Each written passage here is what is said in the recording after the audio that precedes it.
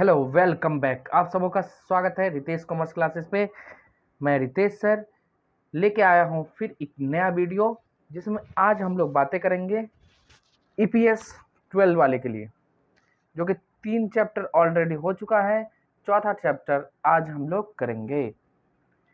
तो सबसे पहले आप लोग, जो लोग वीडियो चैनल को सब्सक्राइब नहीं किए हैं, वो चैनल को सब्सक्राइब कर ले और वीडियो को जो आता है उसको लाइक कर लीजिएगा।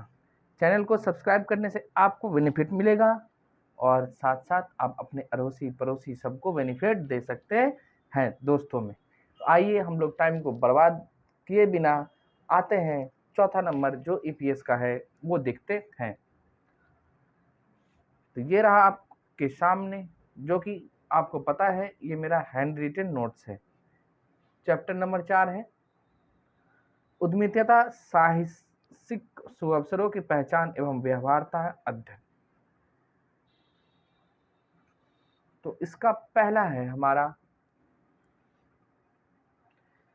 उत्पाद या सेवा का चुनाव। कोई भी साहसी अगर बिजनेस या उद्योग करेगा, काम करेगा, तो उसको क्या क्या है, पहले तो उत्पाद में करेगा, मतलब वस्तु के उत्पाद या तो सेवा का चुनाव करते समय किन किन बातों का ध्यान देना चाहिए। ठीक है, तो आइए, तो उत्पाद या सेवा का चुनाव करते समय निम्न बातों का ध्यान देना चाहिए। भाई कौन सी बातें?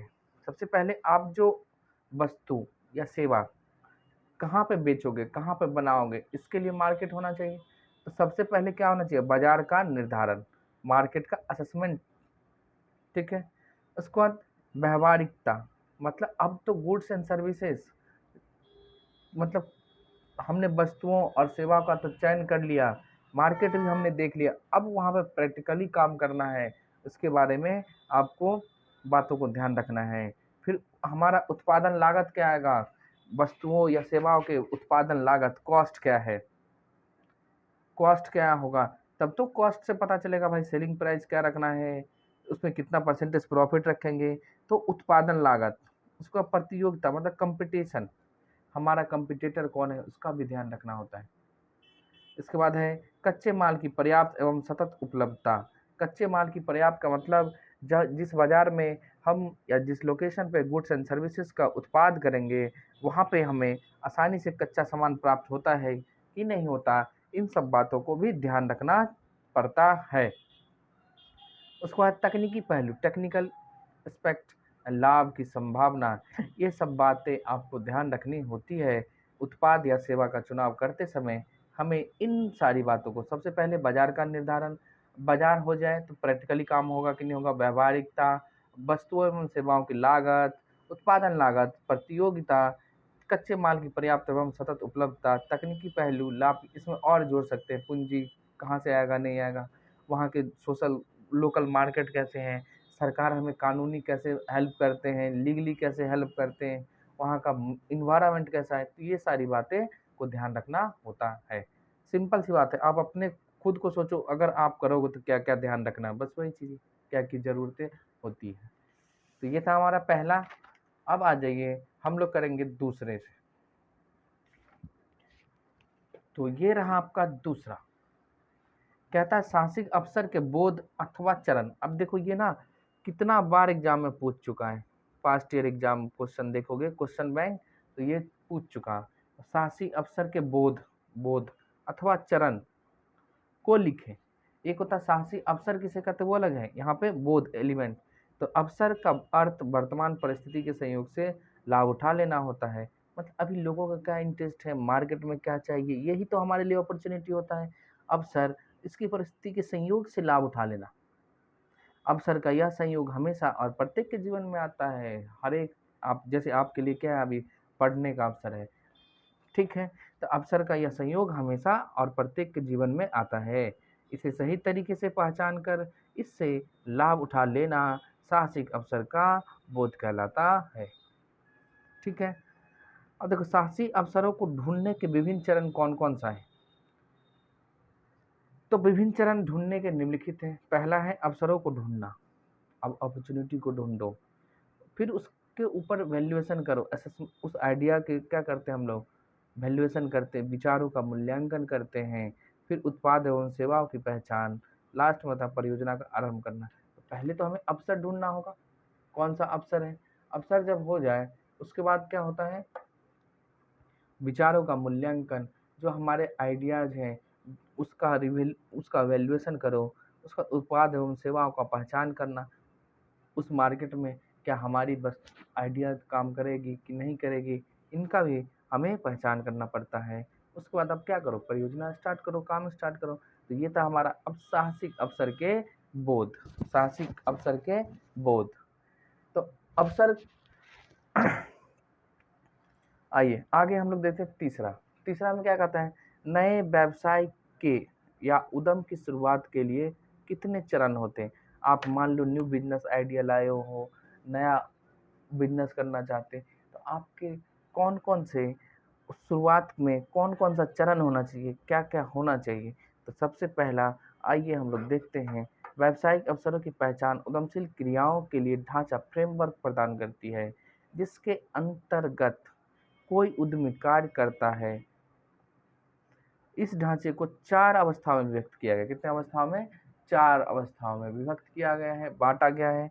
पहला है प्री स्टार्टअप स्टेप, मतलब काम स्टार्ट करने से पहले का, प्री पहले, तो प्रारंभिक पूर्व अवस्था, उसका प्रारंभिक काम चालू करो, तो पहले चालू करने से पहले की, तो प्री स्टार्टअप हो रहा है, प्रारंभ होगा तो प्रारंभिक अवस्था।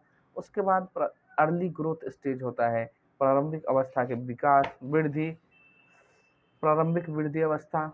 उसके बाद होगा आपका बाद की, अब जब काम चालू हो जाए उसके बाद की क्या है ये, तो 4, पहले प्री है ना, प्रारंभिक पूर्व अवस्था, उसके बाद होता है हमारा प्रारंभिक अवस्था यानी स्टार्टअप स्टेज, उसके बाद है हमारा प्रारंभिक वृद्धि अवस्था, लास्ट में है बाद की वृद्धि अवस्था। तो ये था हमारा 3।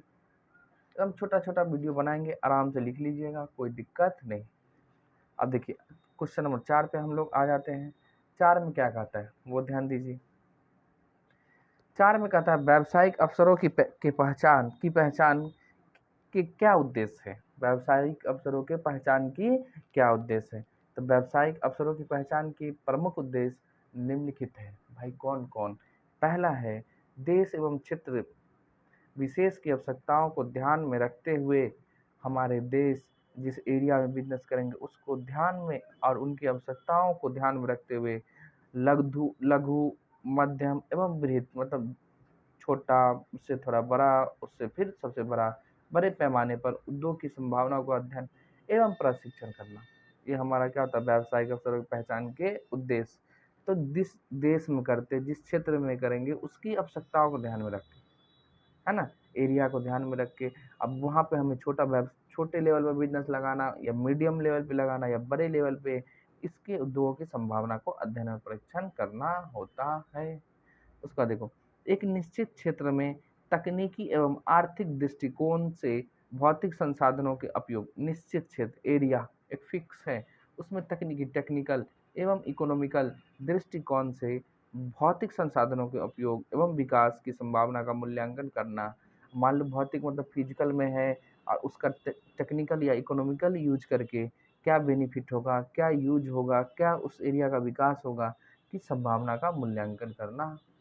इसके बाद है हमारा उन उद्योगों को पहचानना जो स्थानीय संसाधनों पर आधारित नहीं है, लेकिन भावी आवश्यकताओं के अनुसार ऐसे उद्योग पर आर्थिक रूप से विचार किया जा सकता है।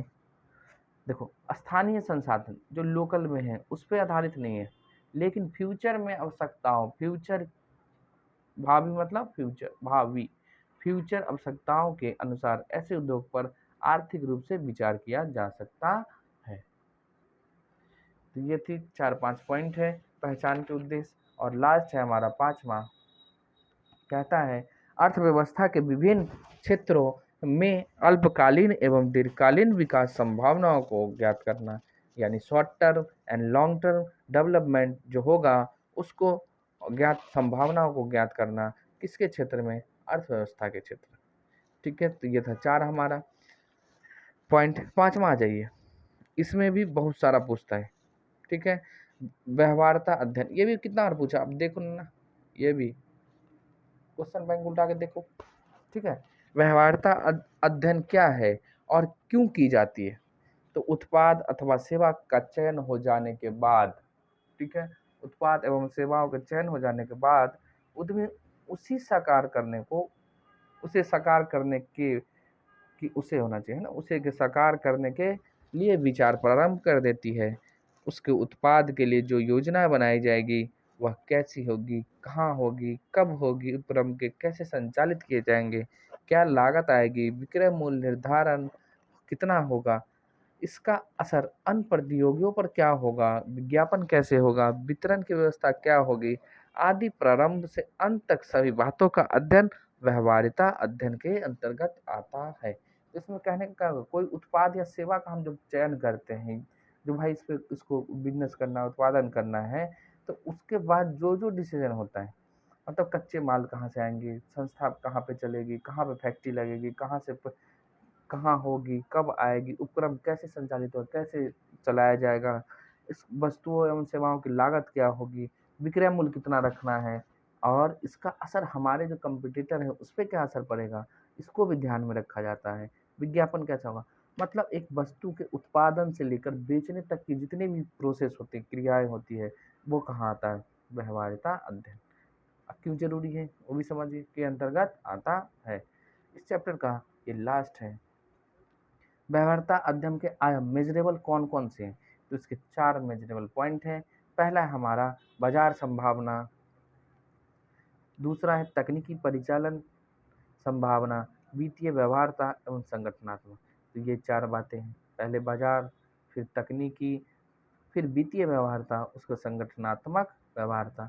तो व्यवहार्यता अध्ययन के आयाम मेजरेबल कितने हैं? 4। कौन कौन?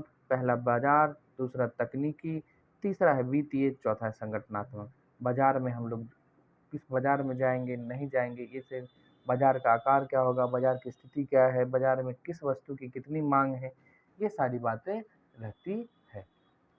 तो ये था हमारा चैप्टर नंबर 4। आगे हम लोग आते हैं फिर चैप्टर नंबर 5 पे। इसके लिए आपको बस वीडियो का इंतज़ार करना है और नोटिफिकेशन प्राप्त करने के लिए आपको चैनल सब्सक्राइब करना पड़ेगा। तो शर्माते क्यों हो, तुरंत सब्सक्राइब करो और नोटिफिकेशन प्राप्त करो।